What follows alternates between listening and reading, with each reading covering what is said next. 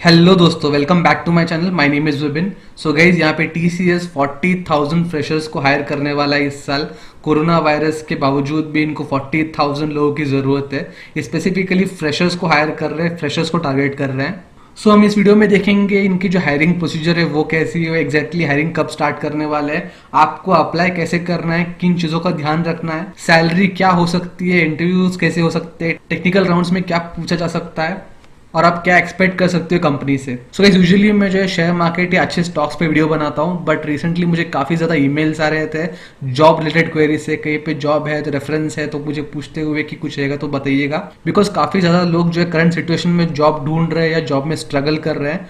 तो मैंने सोचा अगर मेरे पास ऐसी इन्फॉर्मेशन आ गई है तो मैं आप लोगों से शेयर करूँ। काफ़ी ज़्यादा मैंने इस पर रिसर्च किया, काफ़ी ज़्यादा लोगों से मैंने इस पे रेफरेंस लिया, काफ़ी ज़्यादा चीज़ें मैंने यहाँ पे मिक्सअप कर दी है। सो आई होप आपको ये वीडियो जो है हेल्प करेगा। सो कैसे आपको बता दो, ये जो मेगा ओपनिंग है करंटली फ्रेशर्स के लिए है। फ्रेशर्स को कंपनी प्रेफर दे रही है।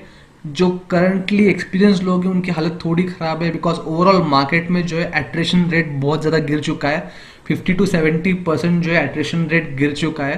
करंटली टीसीएस का एट्रेशन रेट है 11% या 12% के आसपास, जो कि पहले 18% तक होता था।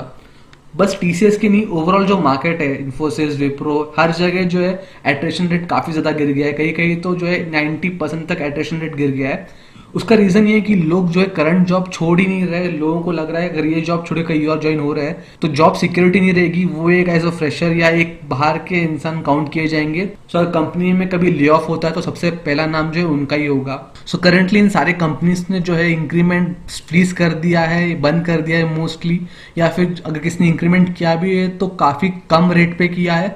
यानी कि जॉब ग्रोथ जो है काफ़ी ज़्यादा कम है, प्रमोशंस जो है पोस्टपोन्ड हुए हैं। तो करंटली लोगों की सिचुएशन ऐसी है कि लोग जॉब कर रहे हैं बट उनका जो प्रोग्रेस है, जो ग्रोथ है, काफ़ी ज़्यादा कम हो गया है या वहीं पे फ्रीज हो गया है। स्टिल लोग जो है जॉब छोड़ नहीं रहे क्योंकि जॉब में सिक्योरिटी उन्हें लग रही है। उन्हें लग रहा है कि करंट जॉब क्योंकि जो सालों से करते आ रहे हैं तो वहाँ पे ज़्यादा सिक्योरिटी होगी एज कम्पेयर टू कई नया ज्वाइन हो रहे हैं। तो उस वजह से एट्रेशन रेट काफ़ी गिर गया है और जो एक्सपीरियंस लोग हैं दूसरे कंपनीज के, वो दूसरी कंपनी में अप्लाई नहीं कर पा रहे क्योंकि वहाँ पे ओपनिंग ही नहीं निकल रही है अच्छे पोस्ट पे या एक्सपीरियंस पोस्ट पे, एक्सपीरियंस लेवल पे।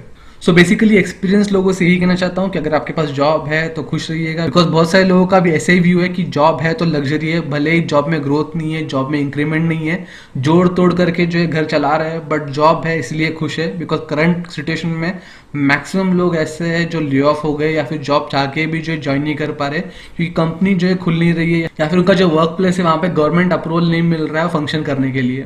सो अगर आपके पास एक एग्जिस्टिंग जॉब है और आप नया जॉब ढूंढ रहे हो तो ढूंढिए, आप शौक से ढूंढिएगा, बट साथ ही साथ करंट जॉब में भी जो है 100% दीजिएगा, वहाँ पे कोई कम ज़्यादा मत दिखाइएगा। Okay guys, so coming back to point, TCS यहाँ पे 40,000 फ्रेशर को हायर कर रहा है। ये जो 40,000 नंबर है ये एग्जैक्ट नंबर नहीं होता, जैसे कि मैंने कहा कि ये ज़्यादा भी हो सकता है, कम भी हो सकता है। ये इनका जैसे एक प्रोजेक्शन है उनके करंट प्रोजेक्ट्स, आने वाले प्रोजेक्ट्स और एट्रेशन रेट को लेके। बट अब करंट सिचुएशन में ऐसा है, काफ़ी ज़्यादा यूएस कंपनीज जो है इंडिया में उनका बिजनेस एक्सपांड कर रही है। स्पेशली आईटी कंपनीज जो है वो काफ़ी ज़्यादा आउटसोर्सिंग का ट्राई कर रही है, बिकॉज उनके लिए अच्छा टाइम है, उनकी यहाँ पे सिचुएशन अपने जैसी खराब है, तो उनके पास एक मौका मिल रहा है कि उनको एक्स्ट्रा खर्चा नहीं करना पड़ रहा है कि यहाँ से लोगों को वहाँ लेके जाके उनकी ट्रेनिंग कंप्लीट करे। वो ओवर द कॉल जो ट्रेनिंग है, जो नॉलेज है, वो प्रोवाइड करके वहाँ पे जो है प्रोजेक्ट सेटल कर रहे हैं, प्रोजेक्ट माइग्रेट कर रहे हैं। सो टीसीएस ही नहीं, दूसरे आईटी फर्म्स भी जो है काफ़ी ज़्यादा हायरिंग कर रहे हैं और ये फ्रेशर्स को ही टारगेट कर रहे हैं बिकॉज उन्हें कॉस्ट कटिंग का काफ़ी ज़्यादा ध्यान रखना पड़ रहा है।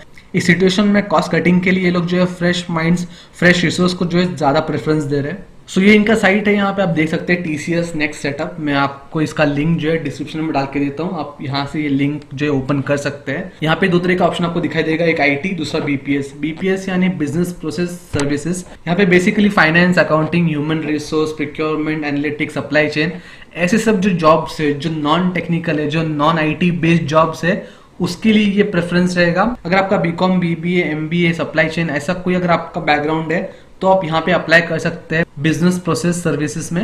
और अगर आप आईटी बैकग्राउंड से, आप टेक्निकल बैकग्राउंड से हो तो आप यहाँ पे अप्लाई कर सकते हो इंफॉर्मेशन टेक्नोलॉजी में। यहाँ पे आपको सॉफ्टवेयर डेवलपमेंट, सॉफ्टवेयर सपोर्ट, काफ़ी ज़्यादा जो भी रिलेटेड टू आईटी है सबके लिए ओपनिंग आपको यहीं से मिलेगी। सो आपके एजुकेशन पे डिपेंड करेगा। अगर आपका एजुकेशन जो आईटी में है, आपका आईटी बैकग्राउंड है, तो आपको यहाँ पे क्लिक करना है। अगर आपका जो नॉन आईटी बैकग्राउंड है, जो भी आपका होगा HR, finance, accounting, supply chain, तो आपको बीपीएस पे क्लिक करना है। तो मैं आपको दिखाता हूँ। ओवरऑल दोनों का जो फॉर्म है वो सेम है, फॉर्म में कोई डिफरेंस नहीं है। सो जैसे आप यहाँ पे क्लिक करते हो आपके सामने ऐसा एक फॉर्म खुलता है। यहाँ पे आपको नाम डालना है, डेट ऑफ बर्थ डालना है, जेंडर डालना है, ईमेल आईडी आप यहाँ पे डालोगे, मोबाइल नंबर आपका यहाँ पे रहेगा। इंस्टीट्यूट नेम में आपको आपका जो इंस्टीट्यूट था जहाँ से आपने आपकी एजुकेशन जो हायर एजुकेशन कंप्लीट किया आपको वो डालना है। आपको यहाँ पे आपका हाईएस्ट क्वालिफिकेशन डालना है। ईयर ऑफ पासिंग आपका जो होगा आप यहाँ पे डालोगे। सोर्स में आप डायरेक्ट एप्लीकेंट डाल दीजिएगा। सो यहाँ पे आपको ऑप्शन दिखेगा नियरेस्ट टेस्ट लोकेशन।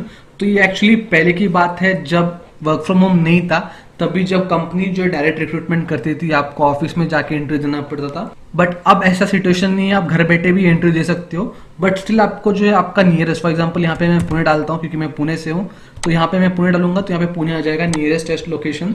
तो आप आपका जो नियरेस्ट टेस्ट लोकेशन जो होगा वो डाल दीजिएगा। आपके घर के पास जहाँ पे भी टीसीएस का ऑफिस है आप उस लोकेशन का नाम डाल दीजिएगा। सो ये ओवरऑल बेसिक फॉर्म है, इसमें ज़्यादा टेक्निकल नहीं है, आप एक बार पढ़ोगे समझ जाओगे। इस अगले पेज में आपको सीवी वगैरह भेजनी है, सैलरी एक्सपेक्टेशन डालना है, और जैसे ही आप सबमिट करोगे आपका एप्लीकेशन चला जाएगा और वो रिव्यू करने के बाद अगर आप सुटेबल हो, अगर आप एलिजिबल हो, तो आपको वो लोग कांटेक्ट कर लेंगे। सो यहाँ पे इंटरव्यू का जो प्रोसेस लिखा हुआ है ये एग्जैक्टली ऐसा नहीं होगा, depend upon process to process. आप किस प्रोजेक्ट के लिए हो, आप किस प्रोसेस के लिए हो, उस हिसाब से जो है आपका ये जो शेड्यूल है इंटरव्यू का वैसा होगा। एचआर राउंड हर चीज़ में कॉमन होगा। स्टार्टिंग में आपका एचआर राउंड होगा, वहाँ पे आपके स्किल्स, आपका कम्युनिकेशन, आपका टेक्निकल नॉलेज, ये सब जो है चेक किया जाएगा, आपको फिल्टर किया जाएगा। उसके बाद आपको एक एमसीक्यू टेस्ट देना पड़ता है। एमसीक्यू टेस्ट भी जो है कॉमन है। आप करंट सिचुएशन में एमसीक्यू टेस्ट घर पे भी दे सकते हैं, इन्होंने वर्क फ्रॉम होम के लिए जो है एप्लीकेबल कर दिया है। ईमेल राइटिंग जो है प्रोसेस टू प्रोसेस डिपेंड करता है। अगर आपके प्रोसेस में ईमेल एक इंपॉर्टेंट पार्ट है तो जरूर आपसे ईमेल जो है एक बार टेस्ट ईमेल लिखवाया जाएगा। एक नॉर्मली आपको जो है एक सिचुएशन दिया जाएगा, उसके हिसाब से आपको ईमेल ड्राफ्ट करना होता है। ये कोई बड़ी बात नहीं है, आप गूगल पे भी एक बार डाल के जो है एक बार रिव्यू कर सकते हो कि ईमेल राइटिंग में एग्जैक्टली होता क्या है, आपको किन चीज़ों पे ध्यान देना पड़ता है। अगर आप फ्रेशर हो तो आपका जो टेक्निकल राउंड है काफ़ी ज़्यादा इंपॉर्टेंट होता है। वहीं पे आपका जो पैकेज है वो डिसाइड होता है कि हायर एंड पे है या लोअर एंड पे। उनका एक ब्रैकेट होता है पैकेज का। फॉर एग्जांपल नॉर्मली फ्रेशर के लिए 2.3 से लेके 2.9 तक का एक ब्रैकेट होता है। ये बीपीएस के लिए होता है यूजुअली। सो एग्जैक्टली किस रेंज में आपको देना है ये टेक्निकल राउंड पे मैनेजर के ऊपर होता है। अगर आप बहुत ज़्यादा आउट परफॉर्म करते हो, बहुत ज़्यादा इंप्रेस कर पाते हो मैनेजर को, काफ़ी ज़्यादा स्मार्टनेस, काफ़ी ज़्यादा आपका कम्युनिकेशन उसे पसंद आता है, सो ऑब्वियसली आपको हायर एंड पे भी वो रिक्रूट करना चाहेगा, आपको उसके प्रोसेस में ऐड करना चाहेगा। सो अगर बाद में आप नेगोशिएट करते हो एचआर के साथ पैकेज के लिए कि आप हायर पैकेज मांग रहे हो, तो ऑब्वियसली एचआर भी जो है आपको हायर पैकेज दे सकता है, बिकॉज ऑलरेडी उसे मैनेजर से अप्रूवल मिल चुका होगा। सो गाइस एक बहुत इंपॉर्टेंट बात नोट करने वाली यहाँ पे ये है कि टीसीएस में जो कूलिंग पीरियड है वो है 6 मंथ्स। यानी अगर आप फर्स्ट अटेम्प्ट में ये इंटरव्यू क्लियर नहीं कर पा रहे हो तो नेक्स्ट 6 महीने आप इस कंपनी में इंटरव्यू दे नहीं सकते। आपको 6 महीने जो है कूलिंग पीरियड में रहना पड़ेगा। 6 महीने के बाद ही आप यहाँ पे रीअप्लाई कर सकते हो इस कंपनी में। यूजुअली कंपनीज में 3 महीने का कूलिंग पीरियड होता है कि 3 महीने बाद जो कैंडिडेट वापस रीअप्लाई कर सकता है, उसमें जो भी कमी थी वो पूरा करके वहाँ पे सीख के समझ के वापस अप्लाई कर सकता है, और जहाँ पे भी वो कम पड़ा था वहाँ पे अच्छा परफॉर्म कर पाए। बट टीसीएस जो है थोड़ी क्वालिटी बेस्ड कंपनी है एज कम्पेयर टू कॉम्पिटिटर्स में, थोड़ा अच्छा कंपनी है, नंबर 1 कंपनी है बोल सकता हूँ। उस वजह से इनके जो पैरामीटर्स है वो भी काफ़ी हाई है स्टैंडर्ड्स में। तो इन्होंने जो है 6 महीने का कूलिंग पीरियड लगाया हुआ है। सो आपको बहुत सोच समझ के यहाँ पे इंटरव्यू देना है। आपको 100% प्रिपरेशन के बाद ही यहाँ पे इंटरव्यू पे अटेंड करना है, बिकॉज 6 महीने का कूलिंग पीरियड काफ़ी लंबा टाइम होता है किसी के लिए भी। इसके अलावा टीसीएस का एक और क्राइटेरिया है कि आपका 10th 12th और ग्रेजुएशन का जो परसेंटेज एग्रीगेट 60% अबव होना चाहिए। आपको 10th 12th और ग्रेजुएशन में आपका जो परसेंटेज है अगर 60 से कम है, 59.99 भी है, तो भी एक्सेप्ट नहीं करते। आपको 60% से अबव होना चाहिए अगर आप फ्रेशर हो तो। बट अगेन जैसे मैंने कहा, ये प्रोसेस टू प्रोसेस जो है चेंज होते रहता है। अगर प्रोजेक्ट आपका हायर वैल्यू का है, पैकेज बहुत ज़्यादा दे रहे हैं, तो आई बिलीव यहाँ पे बहुत ज़्यादा ये लोग स्ट्रिक्टली फॉलो करता है। बट कुछ प्रोसेस में आई बिलीव उनकी रिक्वायरमेंट ज़्यादा हो, अगर उन्हें कोई एलिजिबल कैंडिडेट नहीं मिलता है तो शायद एक बार जो है वो लोग कंसिडर कर लें, बट चांसेस काफ़ी कम है। सो आप वो चीज़ एक बार ध्यान रखिएगा। अगर आपको कॉल बैक नहीं आ रहा है तो समझिएगा आप शॉर्टलिस्ट नहीं हो रहे हैं, क्योंकि 60% का इनका कैप है। नॉर्मली 60% से कम ये लोग जो है एंटरटेन नहीं करते हैं। सो बात है डायरेक्टली पैकेज के ऊपर। तो पैकेज का जैसे मैंने कहा एग्जैक्टली वेरिएबल है गाइस, पैकेज फिक्स नहीं होता है। Process to process project to project depend करता है। आईटी के लिए पैकेज हायर एंड पे होता है as compare to BPS. So overall मैं कहूँ तो बीपीएस के लिए 2.3 से लेके 2.9 तक का इनका पैकेज सेट होता है। तो आप कौन से प्रोजेक्ट में जा रहे हैं उस प्रोजेक्ट के हिसाब से आपको पैकेज दिया जाएगा, आपके इंटरव्यू के हिसाब से कितना अच्छा इंटरव्यू दिया, कितने अच्छे आंसरिंग किए, कितने प्रेजेंटेबल थे, स्मार्टनेस था, कितना अच्छा कम्युनिकेशन, उन सब पे डिपेंड करता है आपको पैकेज कितना दिया जाएगा, हायर एंड पे दिया जाएगा या लोअर एंड पे। सो यूजुअली उनका जो है आई बिलीव 2.9 या 3 जो है मैक्स होता है फ्रेशर के लिए बीपीएस में, उसके ऊपर हार्डली कभी किसी को मिलता है। बट यहाँ पे एक नाइट अलाउंस अच्छी चीज है कि नाइट अलाउंस इनका अच्छा है, 6,000 तक नाइट अलाउंस मिल जाता है यूजुअली बीपीएस में हो या आईटी में हो। वो भी आई बिलीव अगर क्लाइंट अच्छा दे तो और भी ज्यादा मिल सकता है, लेकिन यूजुअली 3,000 से लेकर 6,000 के रेंज में जो है मिलता ही है नाइट अलाउंस। मैंने काफी लोगों से पूछा जो टीसीएस में काम कर रहे हैं, जो मेरे दोस्त थे, सबने जो है 3 से लेकर 6 तक के बीच में बोला है। तो वेरिएबल होता है, डिपेंड आप कितने टाइम नाइट करते हो, कितने दिन डे करते हो। तो 6,000 तक आप एक पकड़ लीजिएगा नंबर, 3 से 6 के बीच में आपको मिल जाएगा नाइट अलाउंस। अगर आईटी की बात करें तो आईटी का पैकेज थोड़ा हायर एंड पे होता है, 2.5 से 3.5 के बीच में इनका पैकेज डिसाइड होता है। सो उसमें भी अगेन डिपेंड करता है प्रोसेस कौन सा है। अगर सॉफ्टवेयर डेवलपमेंट या सॉफ्टवेयर टेस्टिंग है तो उसमें हायर ब्रैकेट पैकेज देते हैं। अगर टेक सपोर्ट है या टेक सर्विस है तो उसमें पैकेज थोड़ा कम होता है एज कम्पेयर टू डेवलपमेंट और टेस्टिंग।